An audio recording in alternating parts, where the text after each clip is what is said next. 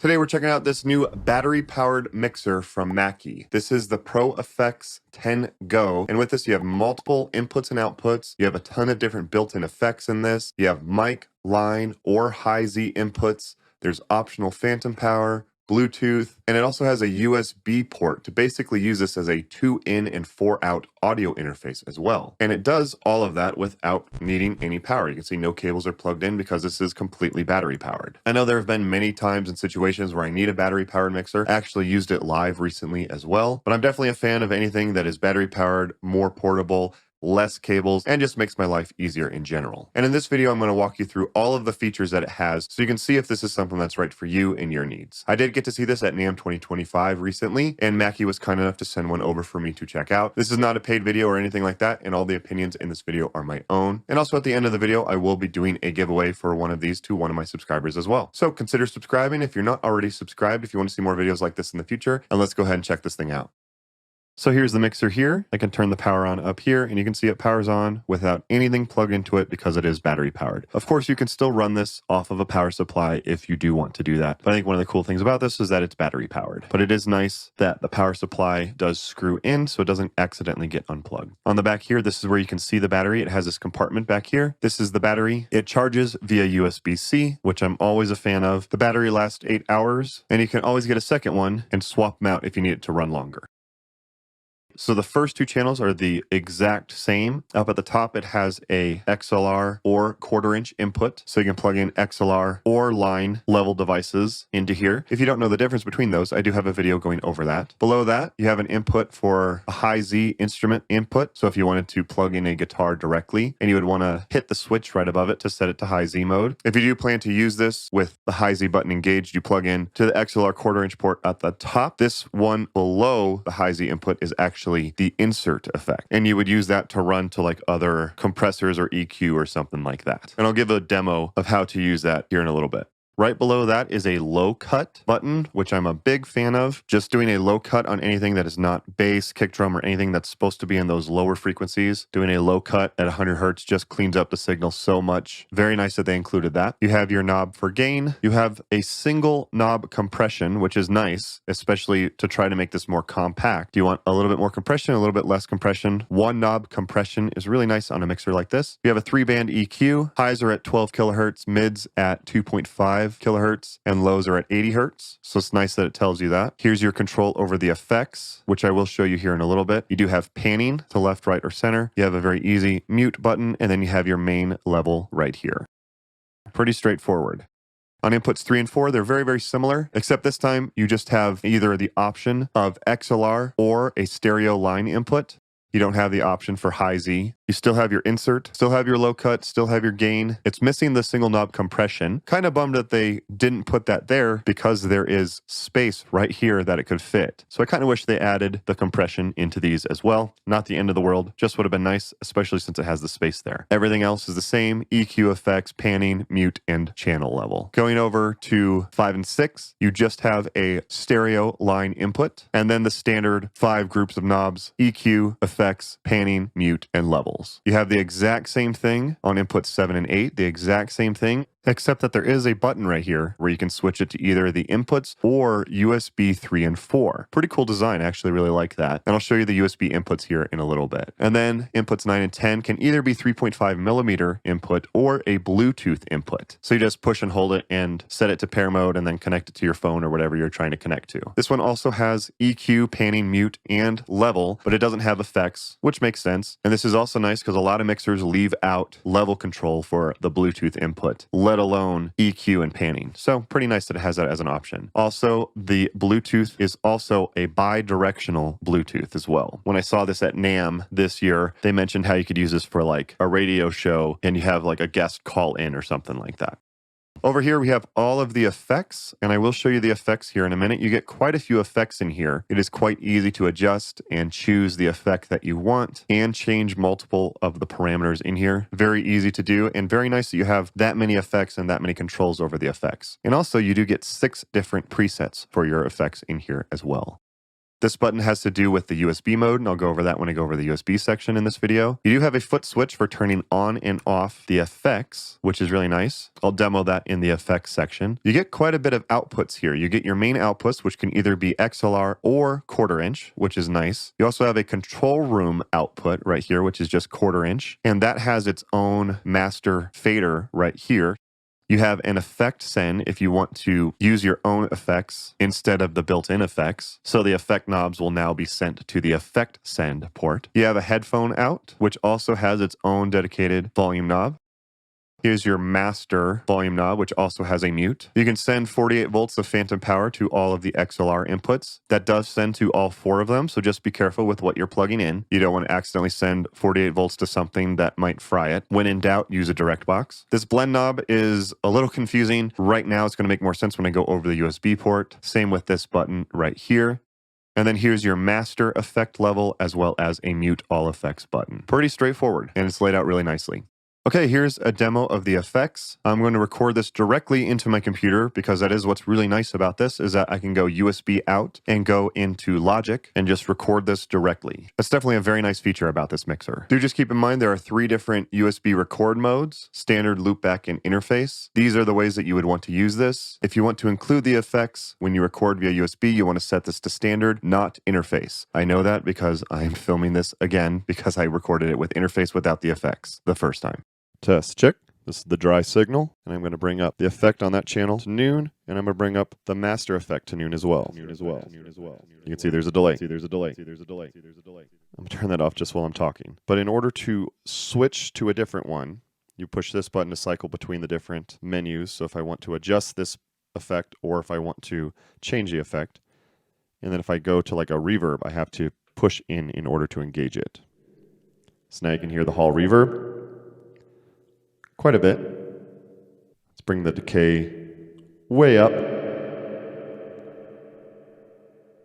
I can also go in here and change the EQ, high pass filter, the width, the gain, all that stuff. Here's the echo. Pretty heavy. Most people are probably going to use the reverbs in here. Here's a slapback.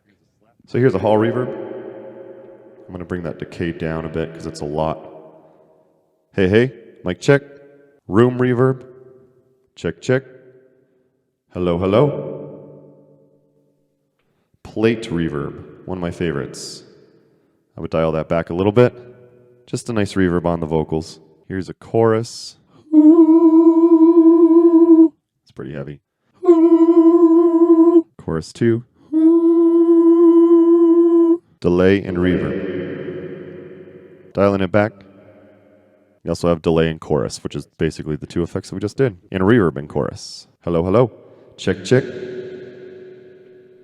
And you can change the rate so the chorus isn't as heavy. But there you go. And if you plug into the foot switch, you can turn on and off effects with a foot switch, which is nice for singing and then talking to the crowd without all of your reverb. 1, 2, 3, 4. Mic check. 1, 2, 3, 4. Check, check. Hey, hey. Check, check. Hey, hey. Now you'll notice that I have to hold down on the foot switch. That is not the mixer's fault. That is because my foot switch is a momentary foot switch. If you get a momentary foot switch, you have to hold it down in order to mute the effects and then let go to turn them back on. If you want to step on it to turn them off and then step on it again to turn it back on, you need a latching foot switch. That is important to know. And I'll be sure to link to one down below in the description. So those are the basics of what you're going to need, and that's probably what 95% of you will use this mixer for. But there are a couple more advanced features that I am going to show you as well. But first, I do want to tell you that there is one thing that I see that is lacking with this, and I did kind of find a workaround for it, but it's the one thing that I wish that it had. Before I tell you that, if you are finding this video helpful, do me a favor and hit the thumbs up button. It only takes a second. It truly does help out the channel, and consider subscribing if you want to see more videos like this in the future. So the main thing that it's lacking for me is an aux send. It has plenty of different outputs, XLR and 1/4 inch main outs, a control room output, headphone output, effects send, but there's no way to send separate mixes to those outputs. You basically just send the full mix to those, and then you get master level adjustments on each of those outputs. It would just be really nice if there was just like one more row down here that was like a send to the control room, or even just like the control room would become an aux, and you would have an aux send, so you can send it to a separate output and have a slightly different mix to another output. That's important for me as a live performer. I often perform with backing tracks. If I do like a solo set, I usually play with tracks. So in that case, I have a click track that goes to my ears, so it'd be really nice if I could send a click track to my in-ear monitors and then just use this for like vocals, guitar, and tracks. And even if you don't use in-ear monitors, if you wanted to send like a wedge mix or something, you don't have a way to do that. You can always plug in a wedge and get like a monitor, but you would hear basically just what the audience is hearing. You wouldn't be able to customize your mix. That's the main thing I see missing with this. But the thing is like that's missing for me. Is that something that you need? Not every single person is going to need those features. That's why I'm trying to show you the mixer in detail. And that way you can make the decision if this is something that is right for you and your needs personally. And this is something to keep in mind, is that I see this happening a lot, including with myself. We all want something to be tiny and portable and compact and like a mixer that's like 3 inches tall, but we want it to have every single feature in the world. You eventually have to decide, do you want something really compact or do you want more features? And there's a lot of really good things that it does have. I do just wish it had an aux send, but I was able to mess around with it and I found sort of a workaround for that with the in-ear monitor situation. So I have this set up with my backing tracks currently coming out of my iPad and then going left side, which contains the backing tracks, into this white cable right here, which is going into channel 3. And then the click is going in on this red cable going in on channel 4. If you don't know how to set that up, I do have a video going over that. But that's a common way that you split backing tracks and a click track. So you can hear that coming out of the main outputs, I'm getting both the click and the tracks.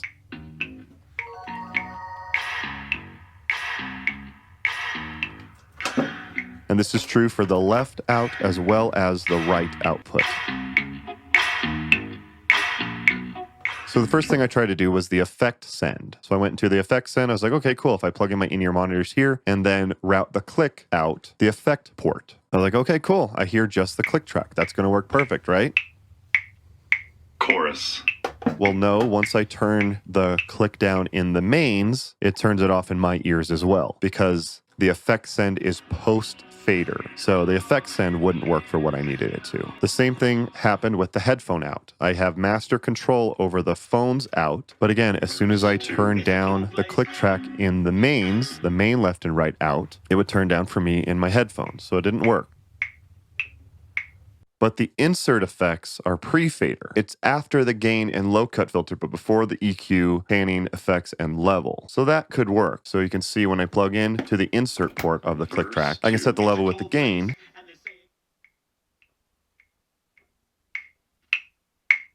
But then the level output is not affected. So I could run this insert into one of the ports in my in-ear monitors and then run the headphone out to one of the other ports of my in-ear monitors. But again, I wouldn't get individual control of how much of my vocals and how much of my guitar I wanted to hear in my in-ears. It would basically be whatever is going out to front of house is what I hear in my in-ears, plus the click track. So that was kind of the workaround. Not ideal, but in a pinch, that's how I would do it. But there are also some more advanced features that this has with the USB.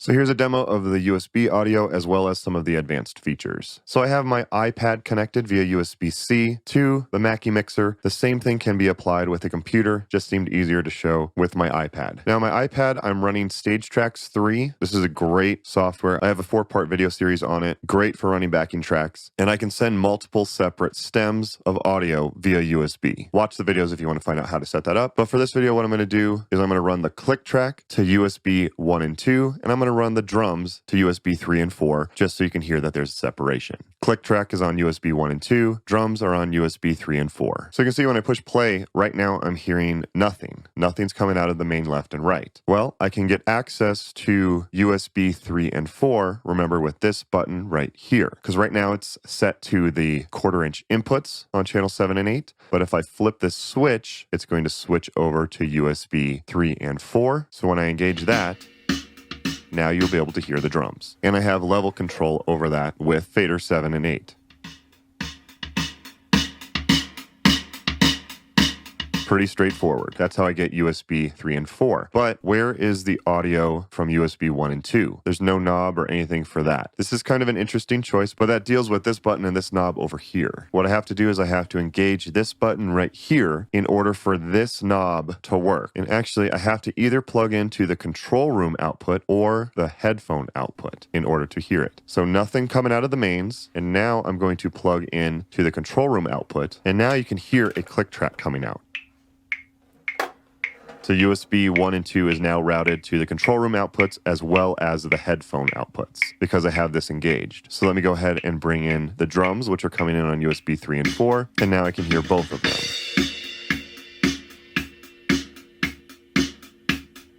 Now this blend knob is what's important. If I pan it all the way to the left, that is just going to listen to the inputs. In this example, that would be the drums because those are coming in on channels 7 and 8. So now all I hear is drums. If I pan to the right, that's USB 1 and 2, and now I hear just the click track. So if I want to hear both, I could set it kind of as a balance right here. This is a little bit more click and a little bit less drums. And when I disengage that, I no longer get USB 1 and 2. I'm not really quite sure why you would ever want it to not be engaged in that case, because that's the only way that you can hear USB 1 and 2. Maybe I'm missing something. Leave a comment down below if you understand how you would use that. But you can see the exact same thing happens with the headphone out as well. The controls work the exact same because this button is the blend knob for the control room and the headphone out. A little bit more advanced, but hopefully it gives you some ideas on how you might use this. As of the time of shooting, this is currently listed at $3.99, and I will have purchase links to purchase down below in the description, or you can use the QR codes on your screen now. Using those links is also a free way to support the channel at no extra cost to you if you do decide that this is right for you. Also, they do have a bag that is specifically meant for carrying the mixer as well, and I'll be sure to link to that down below as well. So the only thing I really don't like about it is that it doesn't have an aux in, but other than that, it's got a lot of great features. And the fact that it's battery powered is also really nice, and that you can swap out the battery as well. I could see people using this for solo, duos, or even trios, depending on how many inputs you needed. Mobile DJ rigs, running sound at ceremonies for like weddings or anything with like speeches where you have to have like a battery powered setup. Basically anywhere that you need a battery powered mixer. I did actually get to use this recently with my acoustic duo that I do with my wife. We got hired to play at like a restaurant, just a super chill kind of background music type of event. 2 acoustic guitars, 2 vocals, went into a battery-powered PA, needed no power at all. And my wife is actually going to borrow it for a gig she is doing tomorrow. So it's been working really well. And if you have decided that this is right for you, there are purchase links to purchase down below in the description. So thank you guys again for watching. Again, many thanks to Mackie for sending this over for me to check out. Don't forget to hit the thumbs up button if you found this video helpful. But like I said, I am going to be doing a giveaway to one of my subscribers. Mackie was kind enough to do a giveaway of this exact mixer to one of my subscribers. This giveaway specifically is for the United States and Canada, so it's only for those countries for this specific giveaway. So don't forget to subscribe if you're not already subscribed. And then to enter the giveaway, you just have to leave a comment down below using the magic phrase. You can say whatever you want in the comment section, just as long as at some point you say the magic phrase Huey Lewis and the News. I've been on a really huge Huey Lewis and the News kick lately. I'm bummed I never got to see them before he lost his hearing. I still hope someday it can happen. But yeah, the magic phrase for this week is Huey Lewis and the News. You only have 24 hours to enter that giveaway. I will announce the winner on this date right here. Please remember to not respond to scammers. Sometimes scammers will show up when I do giveaways. Just remember, I will never ask you for money, ever. If someone messages you, says that they're me, and they ask you for money for shipping or whatever excuse they give you, that is not me. That is a scammer. Please do not respond to scammers. If you want an even smaller portable battery-powered mixer, Mackie also does make the Mackie Mobile Mix, which I reviewed as well. It's got way less features than this, but it might be what you're looking for. And also Mackie has the Mackie Showbox, which is a battery-powered speaker, but it has this cool little 6-channel mixer that can either live in the speaker or it comes out and you can attach it to like your mic stand or somewhere else. You can check out either of those videos by clicking the links on your screen now. Thank you guys again for watching. If you have any other cool gear you want me to check out, please leave them as a comment down below. Don't forget to follow me on my social media pages at Scott Ewell Music. Thank you guys again for watching. Don't forget to like and subscribe, and I'll see you next time.